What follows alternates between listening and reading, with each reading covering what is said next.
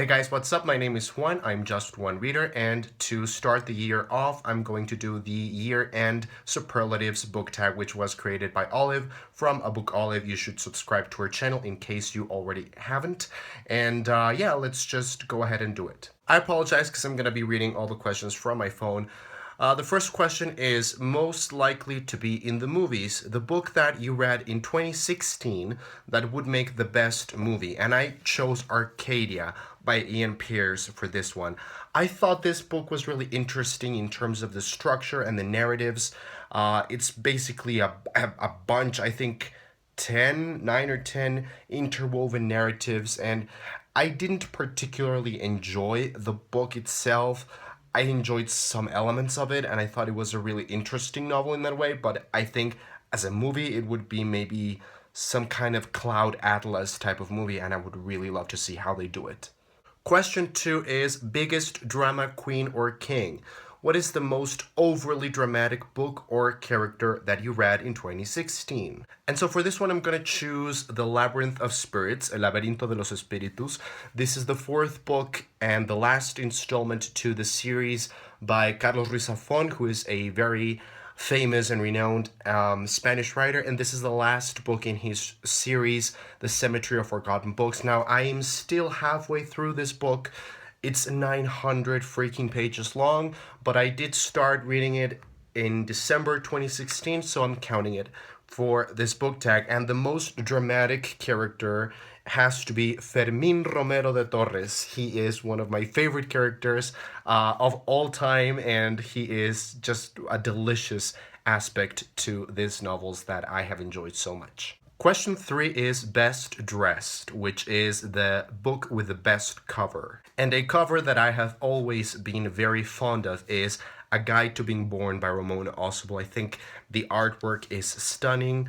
All the design with the very vivid colors and the flaps as well. And even if you remove the dust jacket, it's a really pretty well-packaged book. Question 4 is most creative. What is the book with the most unique plot, characters, or structure? And although I did read some very unique plots and characters in many books throughout the year, I have to give this one to Michel Faber's The Crimson Petal and the White because of the narrative style that he uses and the narrator that he creates. He creates this almost personified narrator that takes you, the reader, hand in hand throughout the story. And the most unique and the most special thing that I found in this book was the ending. A lot of people hate the ending of this book. This is a little bit of a spoiler warning. I'm not really giving anything major away, but maybe I am, so I don't know if this is a spoiler technically. But the ending of this book, again, without giving anything plot-wise away, the ending of this book, it just stops. It just stops. The narrator basically says, well, gotta go, see you. And the book ends. A lot of people hate the ending. They were really frustrated and infuriated because you really get very attached to these characters throughout this very elaborate, beautiful plot.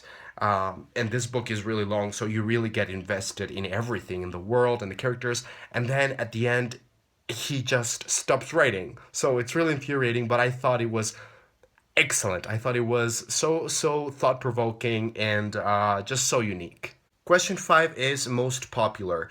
What is the book with the most ratings on Goodreads? And I didn't really check, but I figured it has to be one of the Harry Potters that I read this year, whether the first one or the second one. Question 6 is most likely to succeed. What is the book that is going to be appreciated for many years to come? Now, I didn't really get if this question means appreciated by me or by like the general audience, the world. So I picked one that I think can meet both criteria.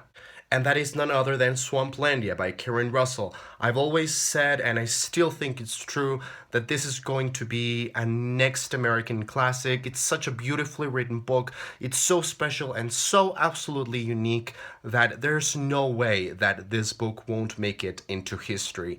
And to me, it's also a book that will absolutely still haunt me and make me think, and I still think about it, and I know I will revisit it many, many times. Question 7 is Class Clown. What is the book that made you laugh this year? And the first book that I read in the year, I Capture the Castle by Dodie Smith, this made me laugh so hard so many times. And it's not the book that you would expect to actually make you laugh out loud, but this definitely did. There was this particular moment that I recall very, very, very clearly. It's close to the ending of the book, and basically the children of this family lock the father of the family in a tower, and it's just so hilarious. I will not give anything else away, but this is just hilarious, and I love this book to pieces. Question 8 is Most Improved. What is the book that started off slow but really picked up?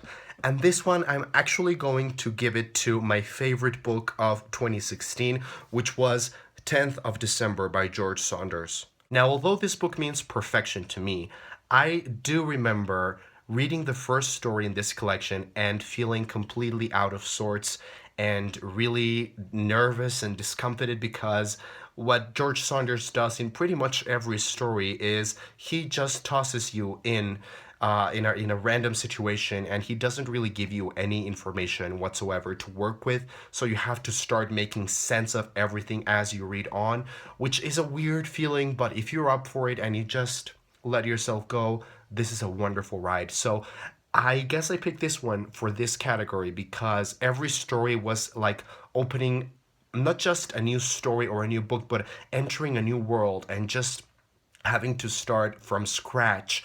And so reading the stories was kind of a weird experience because it always started off slow because you had to start making sense of everything. But once you started picking up on things, it was just a joy and a complete delight. Question 9 is Cutest Couple. What is the cutest couple from a book that you read in 2016? And I thought this was kind of a YA category, so I decided to just change it quite a bit, and I chose Jack and his mother from the novel Room by Emma Donoghue, which is a little bit messed up if you were thinking of a typical couple.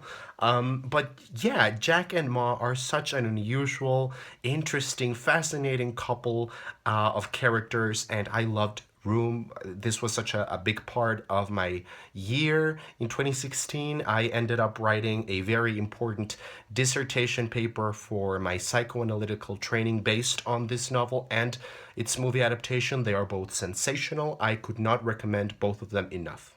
And the last question, question number 10, is Biggest Heartbreaker. What is the book that broke your heart? And there's no bigger winner for this one than Harry Potter and the Cursed Child. This is not only the worst book that I read in 2016 because of how ridiculous, convoluted, contrived, and ridiculously stupid it was, but it actually hurt me and it made me feel all the wrong kinds of feelings. This book just disgusted me. I'm not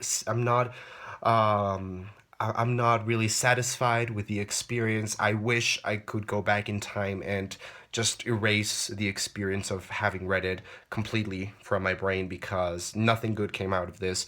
Maybe a couple characters like Scorpius and maybe a couple good moments at the beginning, but this book it just completely messed everything up. It felt like an offense rather than good fan fiction. It just felt like an insult, and I made a bunch of different videos and rants discussing this book and just how poor I think the quality is.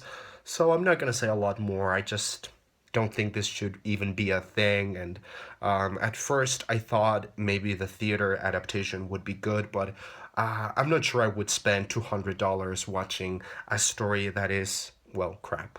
And guys, that's it. That was the year-end Superlatives book tag. Thank you very much for watching. I will see you next time.